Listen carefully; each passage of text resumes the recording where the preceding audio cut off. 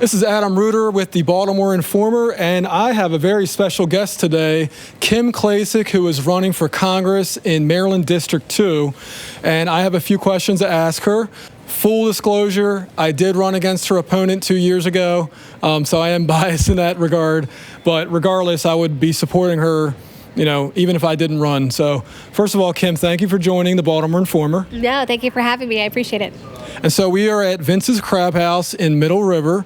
Did you have the food today? Not today, but I eat here often because I live nearby, so yes. And I'm assuming it's good. It's delicious. Yes. Okay. So Kim used to be a talk radio show host for WBAL Radio and WCBM, and that's actually how I think I met you through, or I didn't meet you, but I saw you first through Pat McDonough's report.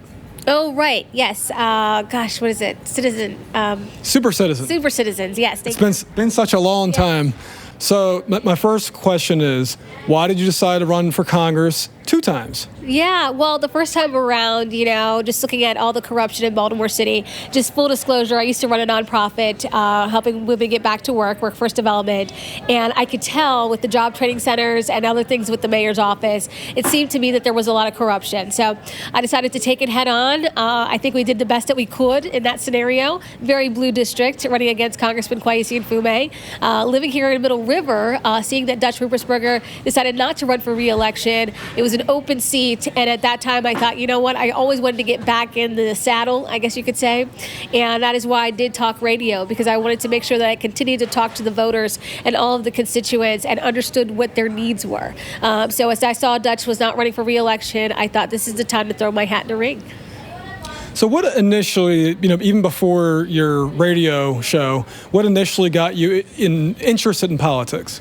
Yeah, well, it was really the nonprofit. I honestly, I could say 10 years ago, I wasn't political at all, but I just knew that there was just a lot going on behind the scenes. When you look at the amount of money that's being thrown into nonprofits in the Baltimore region that is helping people get back to work, that is supposed to be for the youth fund and all these other things that we hear about, and that you don't see the money really, rectifying the issues. And so when you dive deeper into it, you can see that there's a lot of corruption going on. I don't know exactly where all the money is going. We saw a lot of money come over for the Freddie Gray riots. Billions of dollars came into the West Baltimore area, and unfortunately, there's still nothing to show for it. So you can see that across the board in many things that they try to, I guess you could say, fix using the government and, of course, our tax-paying dollars. So that's really when I got involved in all of it, because as a taxpayer, I thought, what are we paying into? So now here we are in the year 2024. We're about 2 weeks away from the official election day. How are you feeling? Yeah, I mean, look, we've been running since February, right? We did through the primary, been running for quite some time, it feels like. But, we're ready to come down the home stretch. I wish I'd done some polling so I would know exactly how close we were here. It is a D+6, so it's not like a D43 like I ran previously. So we do believe it's going to be a pretty close race, but I think a lot of this is going to come down to voter turnout. And if we get the Republicans really out there to vote, like in Carroll County, obviously here in Baltimore County, I think we can win this thing. So, I guess, as a political person interested in politics, I was wondering, why did you and Johnny O, your opponent, not debate one another? So I've been trying to debate him for a few months now, and I know Fox 45 contacted him. I know his own friend, John Didi, who's a commentator on Fox 45, tried to get a debate together at CCBC. He just would not do it. There was a candidate forum that was supposed to happen at Oakcrest. It did not work with the schedule. So there were a lot of opportunities to debate one another, or at least have a Congressional forum, but he just never could find the time. So that's why we didn't debate, but trust me, I wanted to.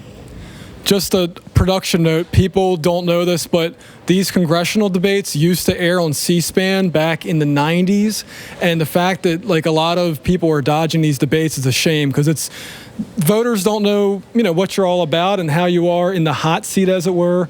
And it's a shame that, it sounds like Johnny O's the reason that it didn't happen, right? Absolutely. And I think you're absolutely correct in that. I watched the Governor Larry Hogan and former governor, I guess I should say, and Angela Alsobrooks in their debate for the Senate race. I had no idea Angela Alsobrooks wanted to pack the court or end the filibuster, and I didn't learn that until I watched the debate, and I think that's why they're so important. Yep.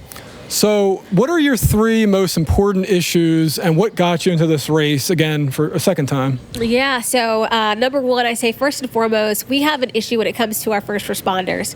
I don't think that they're funded in which they should be funded, and we can do that from the federal level. We are down 300 police officers, we are down on EMTs, we're down firefighters, and I would say as a taxpayer, our number one thing, our number one government function should be public safety. So that's first and foremost. Obviously, we have issues with our school system, and I won't say it's just here in the Baltimore region. I would say across the state and really across the country. And I think we saw things really clearly during the COVID pandemic. We can continue to throw money at this issue, but also I think that we got to get down to the nitty gritty here. Why aren't kids being educated, even as they once were? I think test scores were stronger when I was in grade school. So let's get back to the basics if that's what needs to happen. And then of course the economy is a huge one. Right now we're feeling these inflated costs. I know going to the grocery store myself is always like, oh my gosh, do I really have to? Because now everything is almost double in price. And then of course immigration is a huge one. Right now every state is a border state. We need to close that border, and we need to know who's coming across that border and making sure that we do our due diligence just like any other country. Yeah, it's a national security issue, and back when I was running 2 years ago, a lot of Democrats actually said to me, like, I'm concerned because I still remember 9/11, and you just don't know. You can't. I mean, we see these gangs happening in Chicago, in Colorado, and like, you can't be so welcoming. You really got to vet people. You really got to know who are you letting in to your state, to your country. It really, like you said, it's a public safety issue. Oh, absolutely. And those are just, some of the instances that I think that we hear about. I just think about all the things that we don't hear about, right? Things that don't make the news. And, I am a mother. I have an 8-year-old daughter, and the last thing I want to see is for her to get hurt or any other kid getting hurt, as we've seen so many instances where we've seen illegal aliens even in some of our schools here in the state of Maryland, and they've been talking about that. And look, it's a scary situation, but we got to know who's in our country. Like I said, every other country does the same thing. As you mentioned, it's a national security threat. So there was let's talk about the economy, because you briefly touched on it with the grocery bills, and my goodness, I got very few items the other day at the grocery store, and it was $100. So what will you do? This is probably the most important issue for me. Yeah. What will you do to tackle the national debt and get this economy for this whole country back on track? Yeah, well, I do think we have supply chain issues. I don't think our Transportation Secretary, Pete Buttigieg, possibly there are things that we could be doing better. I wish he was a little more transparent, because I don't want to say that he's not doing his job. I honestly don't know what he does on a daily basis. And I would love to learn more about what he's trying to do to handle these supply chain issues. So I'm not going to just point my finger at him. I'd like to know more. And I think you can do that with a congressional hearing. Also with this, our energy costs, right? I mean, as soon as we said that we were going to shut down the Keystone Pipeline, we saw energy costs go through the roof. We know for a fact that now the Biden administration has depleted our oil reserves. When you're seeing wars across this entire world, the last thing you want to be is vulnerable in this moment. And so, if we can get that under control, I think that we will see our inflated costs come down. But again, it also comes down to government spending, the American Rescue Plan funding that went out right there. I know you're laughing because right there at the end of the COVID pandemic, that has also contributed to the inflation. And I just want to make sure people know out there, Kamala Harris, she was that deciding vote in the Senate to get that American Rescue Plan funding out. So always just keep that in your mind as well as you're going to the ballot box. But that has also caused a lot of issues. Yeah, I guess one of my favorite Democrats, or he used to be, is Robert F. Kennedy Jr. And recently he was a part of a talk called "Make America Healthy Again," which had to do with they're worried about food, and what better question to ask than at a restaurant / carryout place? Yeah. But are you concerned about what's in our food supply? Because I myself lost about close to 65 pounds since the pandemic, and one of the things I had to do is just, reduce all the garbage going into my system. Yeah. So, would you, if you're elected, would you do something about food safety regulations, or at least look into it? And like you said, look into it and. Yeah, I think obviously I don't want to infringe on anybody's freedoms, right? But at the same time, I think we can advocate for a healthy lifestyle. Right before the pandemic hit, I remember this big push of loving your curves, right? It was this huge thing that we saw. And then the Ozempic pill came out where now you got all these women losing weight, and now it's no longer loving your curves, right? Now it's, you got to take that Ozempic. So I do believe that there are people that want to be fit, they want to be healthy, and I think we should talk about that more. I mean, if you look at pictures here in this country, whether it was in the 60s or the 70s, I mean, people were just in general a lot healthier at that point in time. And make America healthy again. Trust me, I've been following that as well, and I think that's a great idea. Okay, one more question. Is there anything I didn't cover that you would like the voters of District 2 to know? Yeah, I mean, look, you can go to kimkforcongress.com. Obviously, you can check out the rest of my platform. You can donate there, and then if you want to volunteer on Election Day, we can always use more volunteers because there are a lot of poll locations.